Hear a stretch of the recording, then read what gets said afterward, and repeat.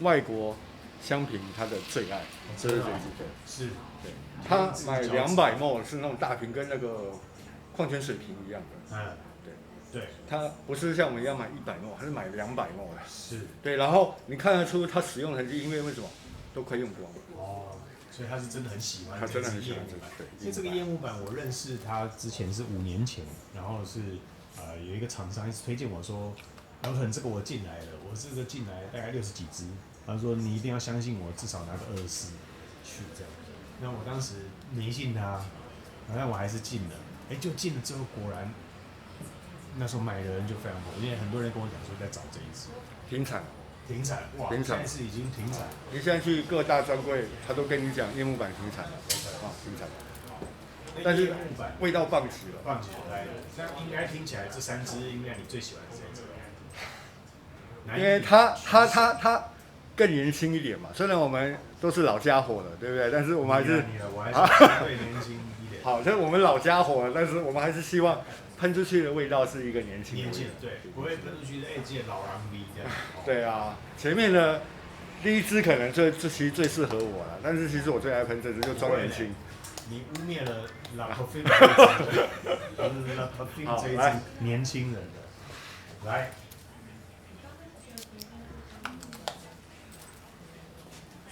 这个要不要请这个？不然我快要讲不下去了。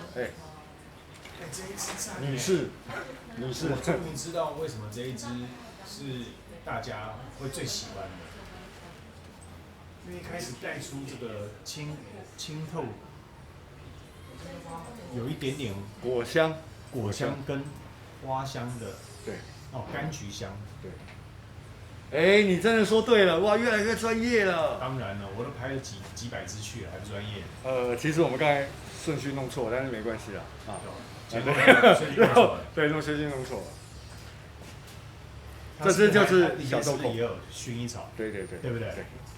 你看，小豆蔻，这一支相对年轻，对，有没有非常年轻？对，就是年轻的味道。是，对。夜幕，那我觉得这一支表达应该不是真正的夜晚，它是夜幕来临的时候，意思就是华灯初上的时候，就是灯跟这个天色正要交接的时候。我发现你蛮会那个置入式行销，对啊，尤其自己看过电影跟影集，哇，马上就会，每次都可以派得上用场。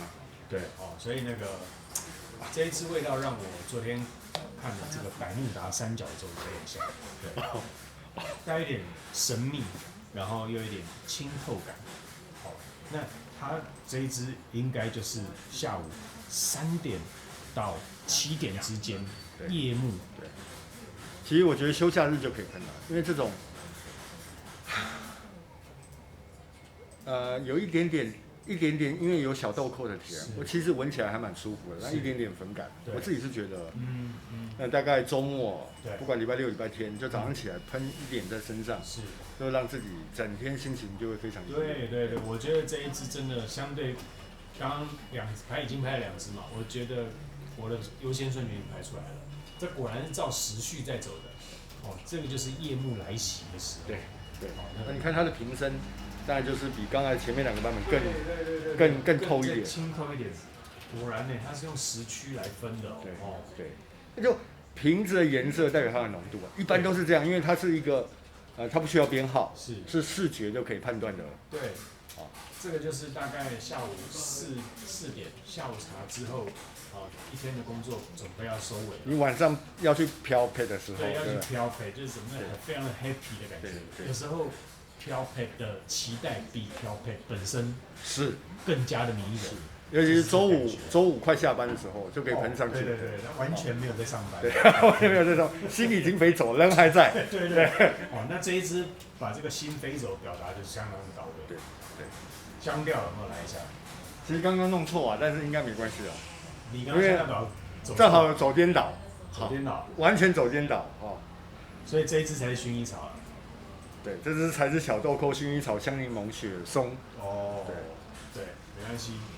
大家原谅我们这么不专业，因为反正一切以文字的那个为主，好不好？对。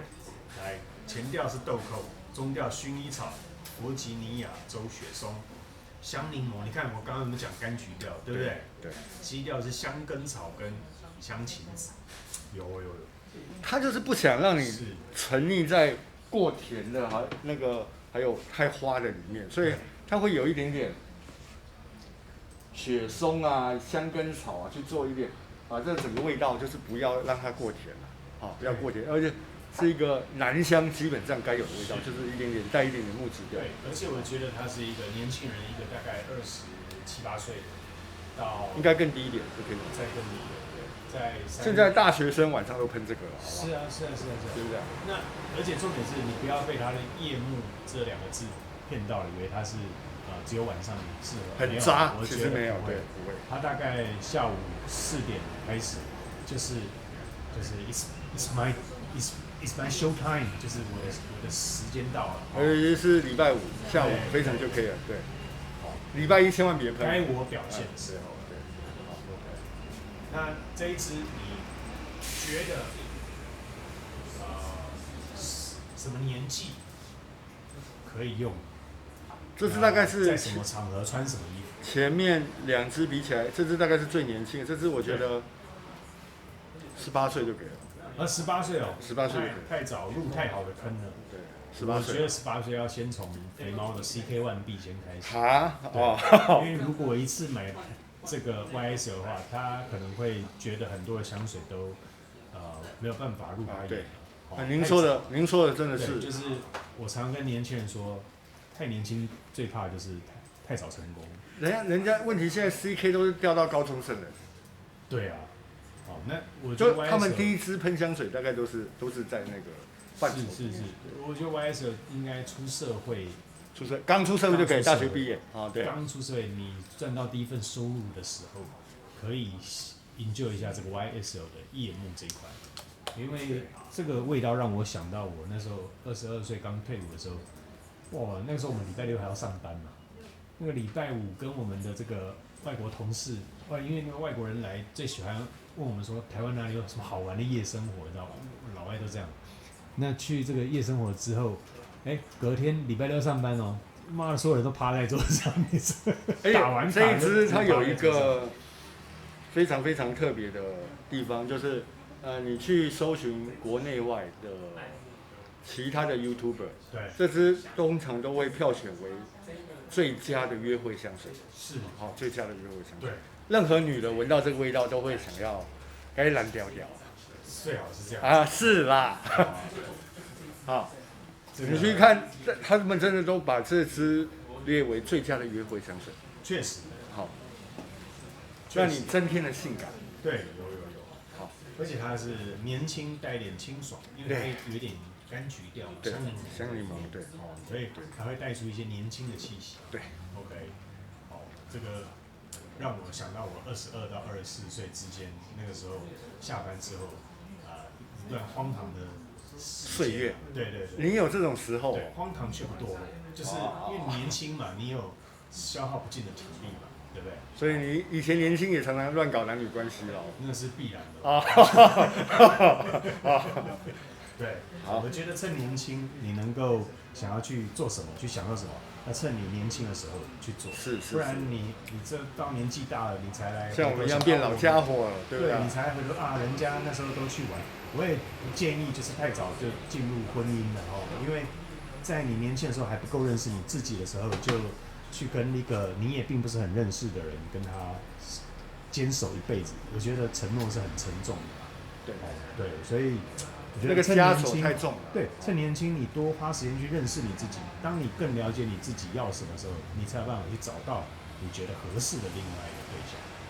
等于说我们谈香水，谈人生，我觉得是这样。第一个太年轻，不要太早成功，不要太早用 YSL 香水，大概出社会第一个薪水可以开始。那第二个就是不要在这个还不够认识你自己之前，你就去承诺跟一个你也不太认识的人跟他厮守终身。我觉得这个对彼此后来为什么离婚会越来越多？因为 YSL 的香水其实一直是被低估的，它其实是我想我们在原产国大概是跟香奈儿跟迪奥是并驾齐驱的品牌，但在台湾可能对，稍微差一点了。你今天带这几支 YSL， 我才真正的认识 YSL， 不然多半我们一般听到就是迪奥或香奈儿，对吧？以男生来说，对。但其实 YSL 真的是有点被低估了。